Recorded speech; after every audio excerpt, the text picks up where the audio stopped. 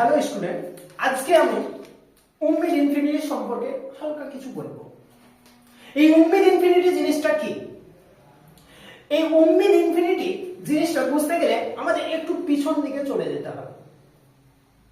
এই উম্মিদ ইনফিনিটি মানে হচ্ছে এটা যে ভরসার শেষ নাই। অর্থাৎ আমরা এতদিন চলছিলাম অনলাইন, আমাদের ইউটিউব চ্যানেল যার নাম উম্মিদ ইনফিনিটি, সার্চ করলে ইউটিউবে পেয়ে যাবে। উম্মিদ ইনফিনিটিতে আমরা ক্লাস অনলাইন রেগুলার চলছিল, আমাদের শর্ট ভিডিও চলছিল আমাদের, কিন্তু তার সঙ্গে সঙ্গে আমরা যেটা ভাবলাম স্টুডেন্টের চাহিদা অনুযায়ী যে অফলাইন ক্লাসটাও শুরু হোক। এই উম্মিদ ইনফিনিটি কোচিং সেন্টারটা বর্তমানে পিটতলা স্টেশনের নিকট। আমাদের নিচে ফোন নাম্বার দেওয়া থাকবে, কারো যদি মনে হয় যে উম্মিদ ইনফিনিটি কোচিং সেন্টারের সঙ্গে আমরা যোগাযোগ করব, তাহলে নিচে ফোন নাম্বারে তোমরা যোগাযোগ করতে পারো। দেখো এই উম্মিদ ইনফিনিটি কোচিং সেন্টারে কি থাকবে। প্রথমত আমরা যেটুকু জানি যে আজকের বাজারে কোচিং সেন্টার মানে হচ্ছে একটা বিজনেসে পরিণত হয়েছে, আমরা এটা বলি অনেকে, কিন্তু একটা কথা সবসময় মাথায় রাখবো ভাই, যে সব কোচিং সেন্টার কিন্তু বিজনেস করে না, সব কোচিং সেন্টার কিন্তু বিজনেসের দিকে নাই। তুমি খোঁজ নিয়ে দেখবে এরকমও কিছু কোচিং সেন্টার আছে যেখানে ভালো কোয়ালিটির টিচার থাকে, ভালো টিচাররা তাদের চাহিদা অনুযায়ী স্টুডেন্টের চাহিদা অনুযায়ী পড়ায়, স্টুডেন্টকে ভালো রেজাল্ট করায়। এই কোচিং সেন্টারগুলো টিকে আছে বলেই কিন্তু আমাদের এলাকাতে রেজাল্টগুলো হচ্ছে, টুকটাক রেজাল্টগুলো কিন্তু চলছে। আমাদের গার্জেনের মধ্যে এই জিনিসটা ভাবনাটা আছে যে মিশন মানেই হয়তো অনেক কিছু, আমরা আমার ছেলে মেয়েকে আমি একটা বাইরের মিশনে দিয়ে দিলাম দূরে এত টাকা খরচ করে, তার মানে হয়তো বিশাল কিছু। কিন্তু একটা কথা মাথায় রাখবে, মিশনের পাশাপাশি কোচিং সেন্টার যেগুলো আছে, আপনার ছেলে মেয়েটা কিন্তু শুরু হচ্ছে কোচিং সেন্টারে পড়ে, সেখান থেকেও নাহলে কিন্তু রেজাল্ট পারে। হ্যাঁ, এটা হতে পারে আপনি বলতে পারেন যে কোচিং সেন্টারের মধ্যে সব কোচিং সেন্টার ভালো না, কিন্তু এটাও বলতে পারেন না যে সব কোচিং সেন্টার খারাপ। প্রথমত আমাদের এই যে কোচিং সেন্টার, এই কোচিং সেন্টারে যে ফ্যাসিলিটি গুলো থাকবে, আমাদের 5 থেকে 6 এর নবোদয় ক্লাস, যেটা হয়তো আমরা আজকে বাইরে পড়তে যাই, মানে অনেক টাকা খরচ করে ক্লাস নিয়ে করি পড়ি। আমি নিজে নবোদয় ক্লাস করাই, যদি মনে হয় যে নবোদয় ক্লাস মানে ডেমো দেখবো, তোমরা উম্মিদ ইনফিনিটি ইউটিউব চ্যানেলে গিয়ে সার্চ করে দেখে নিতে পারো। এখানে এই নবোদয় ক্লাসটা হচ্ছে রেগুলার হবে, প্রতি সপ্তাহে 2টো করে নবোদয় ক্লাস থাকবে এই কোচিং সেন্টারে, সেটা চলবে। তারপরে যেটা থাকছে স্পোকেন ইংলিশ। একটা বাচ্চার মধ্যে ইংলিশ বলতে খুবই ভয়, ইংলিশ বলতেও ভয়, শিখতেও ভয়। আর এর শুরুয়াতটা কোথা থেকে হয়? প্রথম থেকে, ছোট থেকে।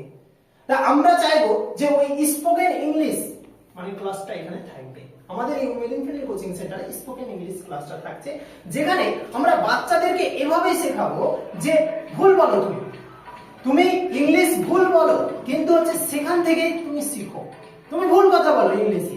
এভাবে আমরা আমাদের যে এখানে ইংলিশের 3টে টিচার থাকবে, তাদের প্রত্যেকটা টিচারকে এই দায়িত্বটা থাকবে যে স্পোকেন ইংলিশটা তাদেরকে ধরে ধরে শেখানো।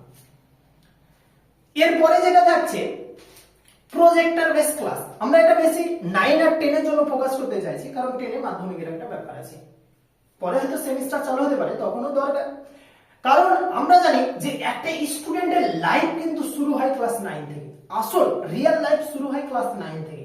9, 10, 11, 12 এই 4টে বছর যদি কেউ ভালোভাবে পড়ে নেয়, বা 4টে বছর যদি কেউ ভালোভাবে বেস লেভেল থেকে পড়তে পারে, তাহলে বিভিন্ন এক্সাম হতে পারে, চাকরির এক্সাম হতে পারে, নিটের এক্সাম, WBJ, যত এক্সাম সব জায়গাতে কিন্তু না হলে এখান থেকে কিছু কোশ্চেন পাবে। তাই এই 4টে বছর হচ্ছে শুরু করতে গেলে তো 9, 10টা অবশ্যই আমার বেস, আর সেই জায়গাটা হচ্ছে কি আমাকে স্ট্রং হতে হবে। এই স্ট্রং এর জন্য আমরা রাখছি যেটা, সেটা হচ্ছে প্রজেক্টর ক্লাস। সব কোচিং সেন্টারে হয়তো হয় না, বা আমি সব কোচিং সেন্টারে দুর্নাম করছি না, কিন্তু আমাদের এই কোচিং সেন্টারে এই জিনিসটা আমরা রাখছি, প্রজেক্টর, যেখানে আমার লাইফ সায়েন্সের কোনো পার্ট হয়তো বুঝতে অসুবিধা হতে পারে। সেই লাইফ সায়েন্সের পার্ট আমি বুঝতে বুঝতে দেখা যাচ্ছে সেটা আমি যখন একটা পাশে প্রজেক্টরের মাধ্যমে সেটাকে দেখিয়ে দেবো, পিপিটি বানিয়ে দেখা যাচ্ছে প্রজেক্টরের মাধ্যমে, যখন আমি ওই জিনিসটা তাদের সামনে, স্টুডেন্টের সামনে তুলে ধরবো, তাদের কাছে কিন্তু ওই জিনিসটা সোজা হয়ে যাবে, সরল হয়ে যাবে।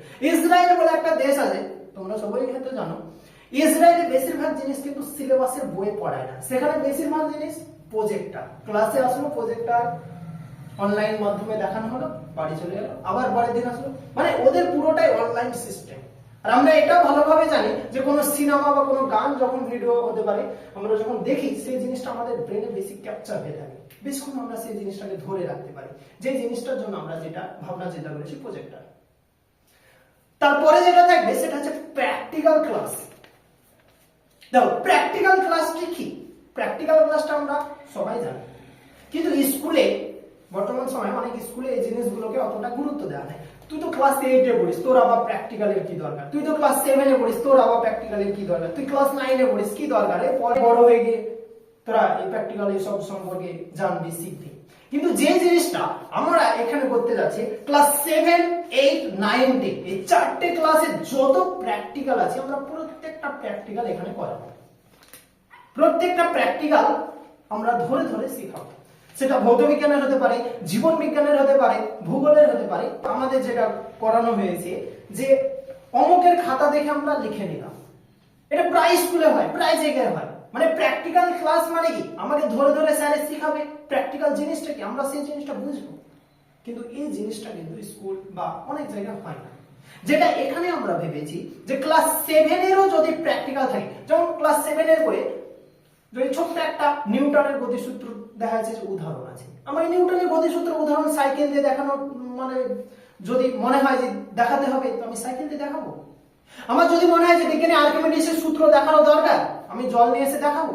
আমার যদি মনে হয় প্লাবতা জিনিসটা কি, সেখানে আমার জলের প্রয়োজন, তাহলে সেখানে আমি দেখাবো।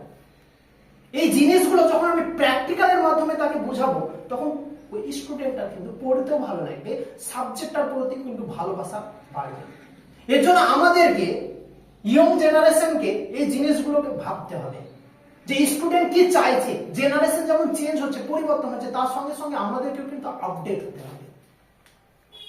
এরপরে এখানে যেটা থাকছে ডাউট ক্লাস। এই ডাউট ক্লাস জিনিসটা কি? দেখো দেখা যায় কোনো স্টুডেন্ট অসুস্থ, 7 দিন টিউশন আসতে পারলো না, বা 5 দিন টিউশন আসতে পারলো না, বা কোথাও নানির বাড়ি হয়তো বেড়াতে গেল, হতেই পারে কোনো আছে, তাদেরও তো ইচ্ছে আছে যে আমরাও একটু ঘুরি, তাদেরও তো এরকম মন চাই, ঠিক আছে ঘুরুক, অসুবিধা নাই। তো ওই যে সময়টা যে পড়াটা বাঁচিয়ে গেল, তার সেই পড়াটা পিছিয়ে গেল। এবার সে যখন ক্লাসে আসবে নেক্সট দিন, ক্লাসে আসার পর কিন্তু একটা স্যারের মানে এমনিতে ওর হাতে একটা দেখছে 45 মিনিট সময় বা 1 ঘন্টা সময় আছে, তার মধ্যে তো সম্পূর্ণ আগে যতগুলো ক্লাস মিস করেছে সব তো বোঝানো সম্ভব না। তাই আমরা যেটা রাখছি এক্সট্রা একটা ডাউট ক্লাস। ওই ডাউট ক্লাসে কি হবে, ওই স্টুডেন্ট গুলো ওই যে পিছিয়ে পড়া বা যে জিনিসগুলো ওর বাকি ছিল সেটা সেখানে টিচার থাকবে, টিচারের সামনে বলবে বিনা নির্দ্বিধায়, মানে সেখানে কোনো লজ্জা থাকবে না। আর আমাদের স্ট্রং মানে এভাবে বন্ডটা তৈরি করা দরকার। টিচার আর স্টুডেন্টের বন্ডিংটা এভাবেই দরকার যে আমি লজ্জা করব না। টিচারের সামনে তুমি শিখতে এসেছো, তুমি টিচারের কাছে শিখতে এসেছো, সেখানে লজ্জার কোনোই না। তুমি শ্বশুর বাড়ি আসোনি এখানে যে তোমাকে এখানে লজ্জা পেতে হবে, তুমি এখানে শিখতে এসেছো। তাহলে সেটা থাকছে ডাউট ক্লাস। মোটামুটি এইসব জিনিসগুলো থাকছে, আরো অনেক কিছু থাকবে যেগুলো হয়তো ভিডিওর মাধ্যমে সব কিছু বলা সম্ভব না। আর শুরুটা করার পরে সেই স্টুডেন্টটা বুঝতে পারবে যে হ্যাঁ এখানে উম্মিদ ইনফিনিটি জিনিসটা কি। আজকের জন্য এটুকুই। নেক্সট ভিডিওতে আবার দেখা হচ্ছে তোমাদের সঙ্গে। ততক্ষণের জন্য থ্যাংক ইউ, গুড বাই।